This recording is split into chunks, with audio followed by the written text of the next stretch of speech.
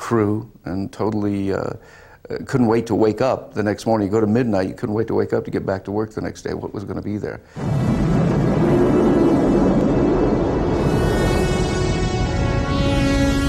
What you're really looking at in the Hades landscape is what we call a forced perspective miniature.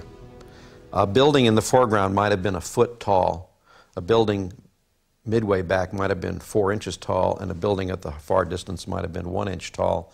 But that whole distance from foreground to background would be about 8 feet. It was very quick to make, and then thousands of tiny fiber optic bundles coming up through the bottom of the floor and into those buildings to light them up. Once you have that all in place with the lights and the buildings and the fiber optics, we filled that room with so much smoke that you couldn't see from here to the wall. At some point in the process, and I wasn't directly involved, so I don't know exactly what happened, but I understand that Philip Dick was reasonably unhappy. Katie Haber gave me a call and said, put together the best of the best in a reel, and it was left to me to go in with a few of my key people, and he and his friend to go down and sit in the screening room, and he said very little, and I said, roll it, and it went dark. The 10 minutes of optical takes ran. The lights came up. Philip turned around, looked me right in the eyes, and he says, how is this possible? I don't understand this. He says, this feels exactly like what I had in my head when I was writing it. How does this happen? At that moment, it was probably the best moment in my career because I said, we nailed it, we got it. As Philip Dick was marvelling at the special effects, Ridley Scott and editor Terry Rawlings were attempting to lock down a rough cut of Blade Runner. And as they did so, they began to discard incidental scenes, such as Deckard's hospital meeting with his injured colleague Holden, excised from all released versions of the film and seen here for the very first time. This little scene was originally scripted where he would go from Bryant's office and go interview Holden and find out what he could find from Holden about what was going on, and that's this particular scene.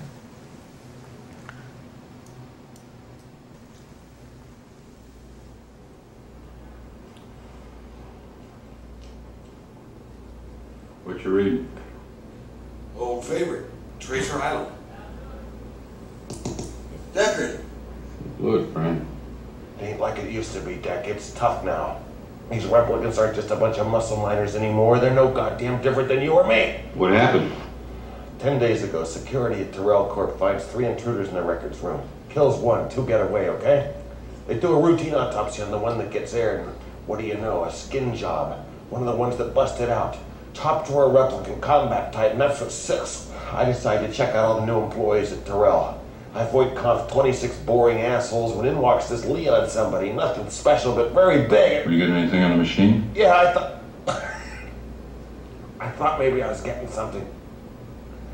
Maybe it doesn't work on these Deck. Maybe I was too slow, who knows? Maybe.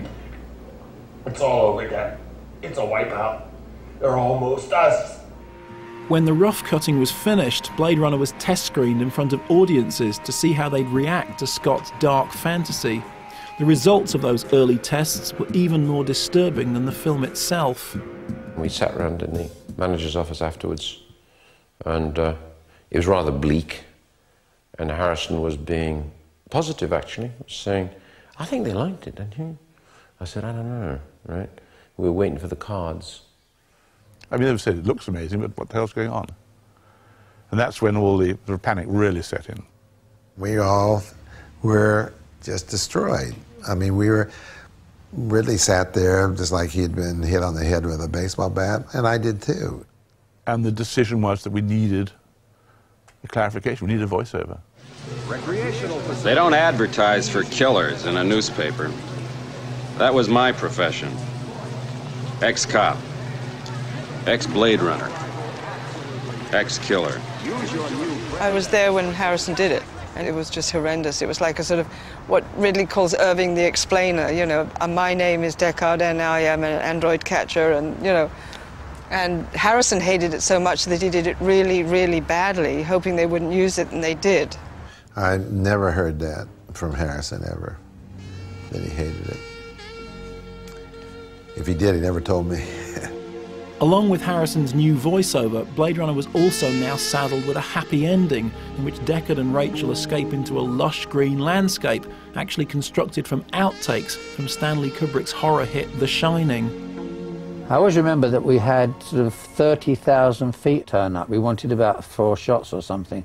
So we had 30,000, every outtake he did came up, which was good, but it was tacky. The whole idea of the end was tacky, in my opinion. It always was right when they shut that door.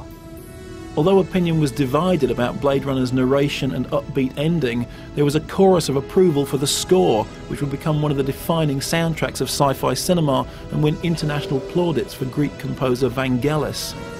He will sit and watch every frame and cue off a frame, cue off an expression of the actor. He doesn't just lay on score and say, well, that works. He goes through everything. He thinks himself into the film. I remember, you know, when the first notes hit me, I was like, wow.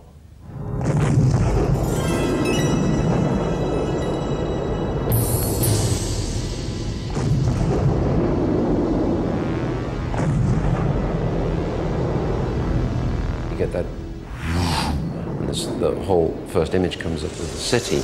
If that doesn't knock your socks off, then you are, you know, just not there. I loved it. I was very happy with it. I was really shocked that it didn't receive as much attention initially as I thought that it would. I didn't think it was surprising. As I say, it was disappointing. I always hoped, well, you know, it will be. It would have little life. Yeah, I certainly hoped it would do a lot better, and I was a little surprised that the reviews were as bad as they were. Well, it was a failure, basically. I mean, that's all it was. It was a disaster. Failure is even, you know. It was, no one liked it. It was a financial, you know, loss. I mean, I saw the audience. They were like split. It was like the Red Sea.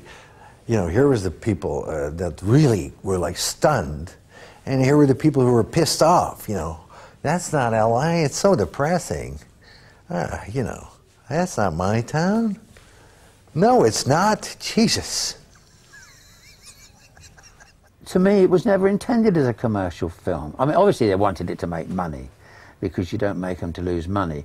But it was more I always thought of it as more of an art film. It was like an art, a grandiose art film.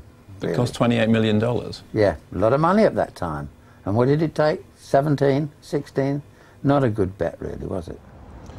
The downbeat opening of Blade Runner in the summer of '82 was a disappointment both for the filmmakers and the financiers, who recouped only around half their investment from its initial theatrical run. But like the androids of Philip Dick's novel, Blade Runner wouldn't simply lie down and die quietly.